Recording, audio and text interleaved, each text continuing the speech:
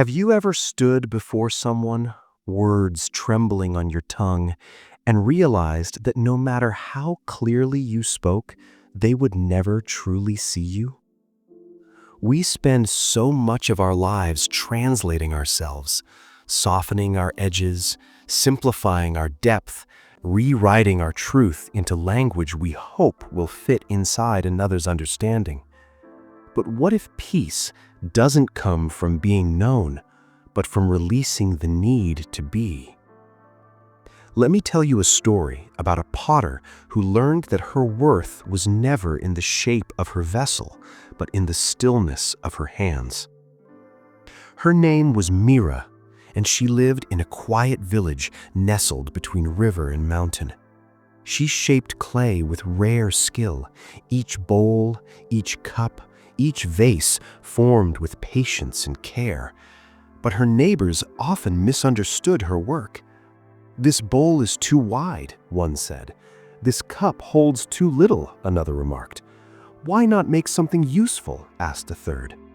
Mira tried to explain. She spoke of balance, of breath, of the silence between form and function. But the more she explained, the more they saw only flaws. One evening, exhausted, she sat by the kiln, holding an unfinished piece, a simple vessel with uneven walls and a slightly crooked rim. It wasn't perfect, but it was honest. She didn't fire it, she didn't glaze it. She simply placed it on her windowsill and let the moonlight fall upon it. That night, a traveler passing through paused at her gate. He saw the vessel in the moonlight not as flawed, but as alive. He didn't ask why it was shaped that way. He didn't critique its symmetry. He simply said, "It feels like peace." And in that moment, Mira understood. The vessel didn't need to justify itself. It only needed to be. You see, we believe that to be loved, we must be legible, to fit neatly into stories others can understand.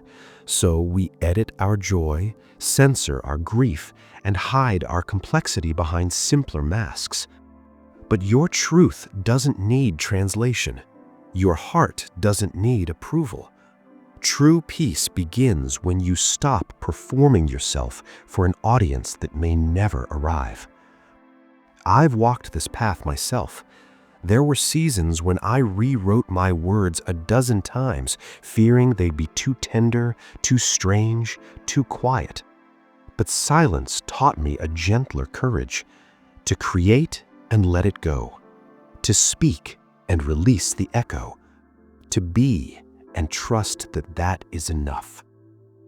So today, or tomorrow, or in the quiet after this story ends, if you've been shrinking yourself to be understood, if you're tired of explaining your depth, remember the potter's vessel.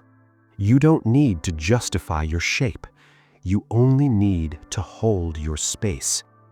Because you are not here to fit into someone else's story. You are here to live your own. And even if no one understands it, it is still beautiful. If this story brought you relief, share it with someone who's tired of explaining themselves. And if you'd like more stories like this, subscribe to The Inspired Thinker. Tap the bell so you never miss a moment of peace. Until next time, create without apology, speak without defense, and remember, you are enough exactly as you are.